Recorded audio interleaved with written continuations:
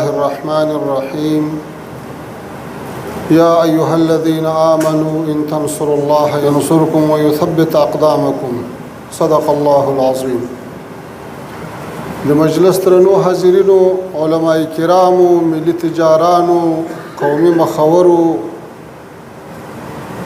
د کندهار شریف ولس او له اطرافو نه راغلیو مېلمنو له هر څه نه مخکې تاسو ټولو ته د استقلال مبارکي وایو. الحمدلله د افغانستان تاریخ د استقلال له ورځو نه ډک ده. موږ که شپږویشتم د اسد د استقلال ورځ لرو چې له انګریزانو نه خپلواکي ترلاسه کړې ده، خو همداسې یو دېرشمه د اګست هم لرو چې له امریکایانو او له ناټو نه ازادي ترلاسه کړې ده. پنځلسم د اګست هم لرو چې له کابل او ټولو ولایتونو خارجان سړلي دي. اتم د ثور هم لرو چې کمونیزم هم راچپه کړی ده. شپږویشتم د دلوي هم لرو چې شوروي وروستی عسکر له افغانستانه وتلی ده. او له دې نه وړاندې چې انګریز له دې خاورې شړل سوی یا د چنګیز لښکرې دلته په ګونډو سوي دي، دا ټول د موږ تاسې دپاره افتخارات دي. او دا افتخارات د موږ تاسې د وحدت او اتفاق او اتحاد او ورورۍ او اخوت له امله الله تعالی را په برخه کړي دي. ورونو بله مبارکي د دې در کوم چې نن په دې تالار کې د افغانستان د ټولو اقشارو استازي موجود دي. دلته نن د علماو په څنګ کې د پوهنتون استادان ناست دي، د پوهنتون د استادانو په څنګ کې ملي تجاران ناست دي، د ملي تجارانو په څنګ کې سپین ږیري او مخور ناست دي، او دلته د ولس د هرې برخې نه وګړي ګډ سره ناست دي.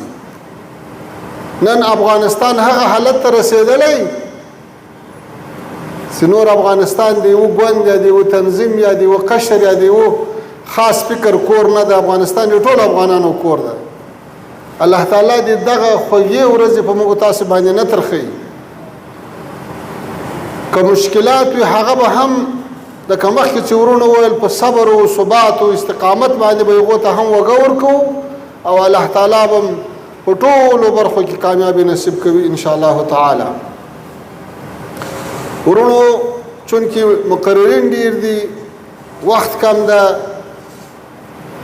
نو خبرې به نه اوږدو، چونکې د ما مسؤلیت د دې هېواد د دې وګړو د دې ولس خارجي استازیتوب ده.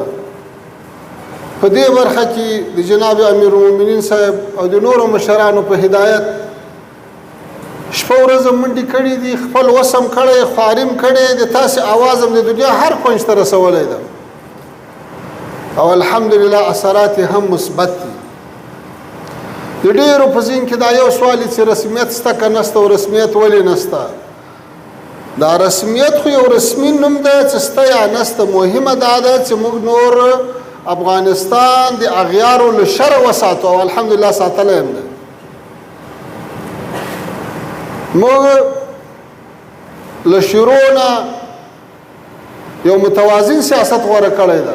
متوازن سیاست دا معنی چې د افغانستان خاوره به د یوه ابر قدرت په ګټه او په خوشحالۍ د بل په خلاف نه استعمالیږي. یو افغانستان به نور د ابر قدرتونو د مقابلې ډګر نه وي. دوه او د افغانستان خاوره به د هیچ چا په ضد نه استعمالیږي.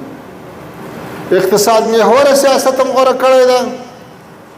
اقتصاد محوره دا معنی چې له نړۍ سره م اقتصادي راشه درشه زیاته کړې، هغوی ته هم ګټه ورکول، هغو نه هم ګټه غواړو. په دې کې توانېدلي یو تجاران صاحبان ناست دي چې د افغانستان ټول سرحدات هم د تجارت په مخ خلاص ساتلي دي. که عارضي بندش راغلی په ډېره چټکۍ سره په ډېره خوارۍ سره بیرته الله تعالی کامیابه کړي چې لارې خلاصې وساتو. نن موږ له شپږو ګاونډیو هیوادو سره له یو سره مشکل نه لرو، ټولو سره لارې خلاصې دي. نن د دنیا په ډېرو هیوادو کې سفارتونه فعالیت لري. نن په کابل کې ډېرو هیوادو سفارتونه خلاص دي. ډېر کوشش هم وکړو چې ځینو مهمو هیوادو ته تجارانو ته له ډېرو خواریو وروسته ویزې پیدا کړو چې الحمدلله پکې کامیابه شو. په دې وتوانېدلو چې د افغانستان د هوا له لارې د هوایي دهلیز له لارې له ډېرو هیوادو سره وصل کړو. نن د نړۍ مختلفو هیوادو ته د افغانستان نه پروازونه ځي او تیارې ځي او راځي او د موږ تاسې تجارانو کسبګرو غریبکار په ته لاره خلاصه کړې ده. دا یو ښه پرمختګ دی چې لرو الحمدلله.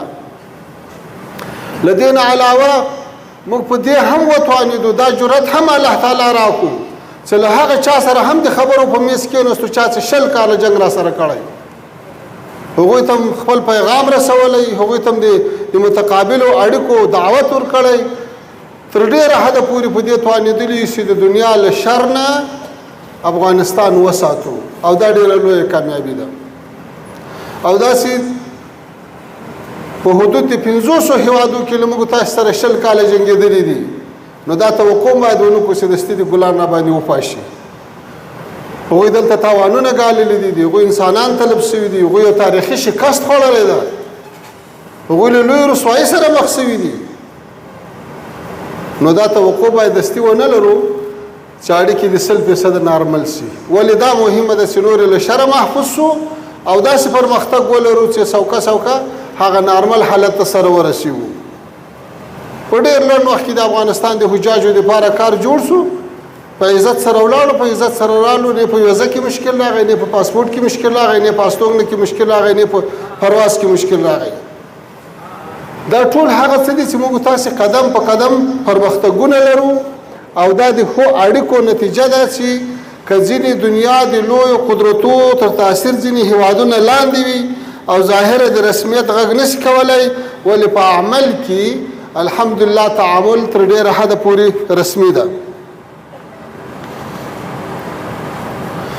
موږ په دې وتوانېدلو چې ګاونډیو هیوادونو ته قناعت ورکړو چې هغوی ته اطمینان ورکړو چې هغه د افغانستان له لارې ترانزیټ شروع کړي.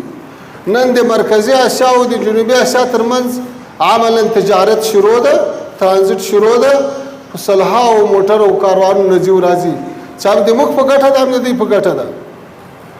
حتی په دې وتوانېدو چې د هندوستان کاروان د هندوستان نه د پاکستان له لارې بیا د افغانستان له لارې ازبکستان ته ورسیږي. دا په ډېرو کلو کې نه و تللی دا د اوس تېر شو. دا یو ښه پرمختګ ده.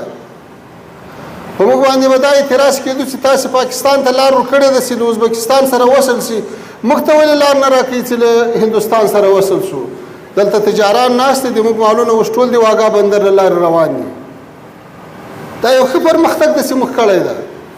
او سږکال الحمدلله تر اوسه پورې د لندو میوو په مخه باندې مو هم دروازې نه دي تړل شوي چې دا هم د تجارانو دپاره یو ښه زیری ده د ټولو هیوادوالو دپاره د دهقانانو او بزګرانو دپاره.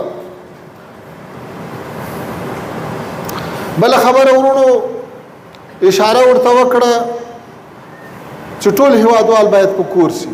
اسلامي امارت عفو اعلان کړه ټولو ته عفو اعلان کړه او ټول په خپل هیواد کې آزاد ګرځي او یوازې په عفو باندې هم بسنه ونه کړه.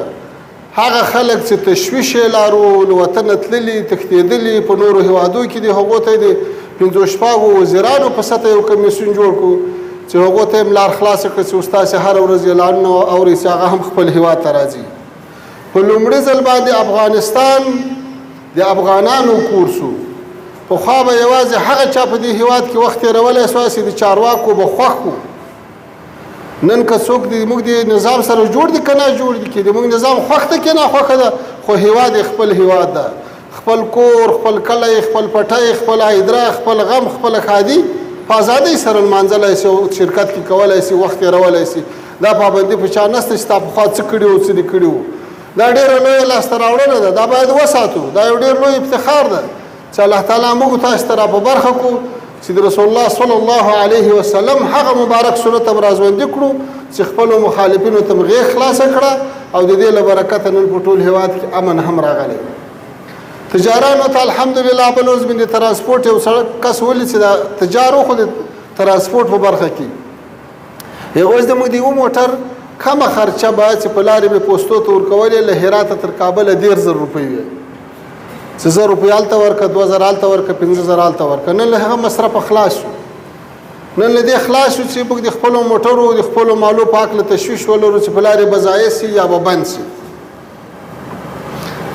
له دې نه علاوه د پوهنتون استادانو ته ډاډ ورکوو چې اسلامي امارت تر خپله وسه پورې کوشش کوي نن موږ په افغانستان کې 140 یا 140 خصوصي پوهنتونونه لرو ټول خلاص دي او عمومي خلاص دي 40 دولتي پوهنتونونه لرو دا ټول خلاص دي فعالیت لري او کوشش دا روان ده چې یو نړیوال پوهنتون ولرو چې په هغه کې د ماسټرۍ او د دکتورا په سطح باندې زده کوونکي زده کړې وکړي همدارنګه زمینه مساعده کړې ده چې د پوهنتونونو استادان او محصلین نورو هیوادو ته د ماسټرۍ او د دکتورا دپاره ولاړ سي تللي دي چې څوک چا کارونه بند دي هغو په خلاصون کې هم کوشش ورسره کړی ده چونکې وخت کم د ورونو په اخر کې یادونه کوو د افغانستان د اسلامي امارت په استازیتوب ټولې نړۍ ته دا پیغام ورکوو چې د افغانستان ثبات د ټولې نړۍ په ګټه ده د افغانستان امن د ټولې نړۍ په ګټه ده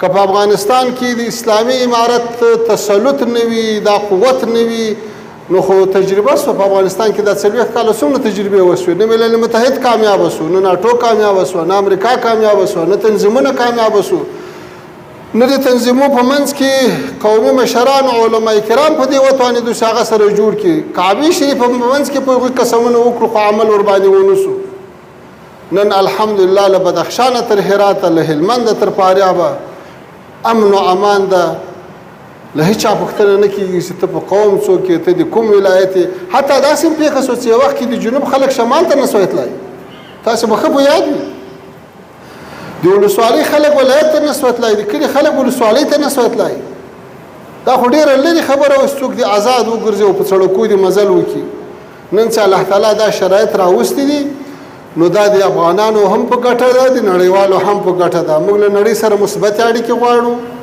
په متقابل احترام ولاړې اړیکې غواړو او په دې ژمنه ولاړو چې د افغانستان خاوره به د هیچا په ضد باندې نه کارول کېږي والذین هم دا جدي غوښتنه لرو چې افغانستان ته دې هم په سپکه سترګه نه ګوري دلته ډېر امپراتورۍ خاورې سوي دي دلته د ډېرو امپراتورۍ ایدرې جوړې سوي دي نو لهذا څوک دي ناکامه تجربې نه تکراروي څوک دی افغانان نور نه ازموي پرېږدي دا بیچاره ولس دا غریب ولس دا سرشاره غیرتمن ولس د خپلې زندګۍ ته پرېږدي ټوله دنیا په دې باندې شپه ورځ لګیا ده چې په افغانستان کې باید په نړۍ کې باید خلکو ته حق ورکړه سي چې هغوی د خپلې خوښې نظام ولري بیا د افغانانو ته هم دا حق ورکړه سي همدغه افغانانو چې په زر د 1100 ورځو کې په 14 ولایتو په 400 ولسوالیو کې بدلون راوست همدغه ولسي ملاتړ و همدغه د ولس خوځښت و دغه ولسي انقلاب و اوس یې ولې دنیا احترام نه کوي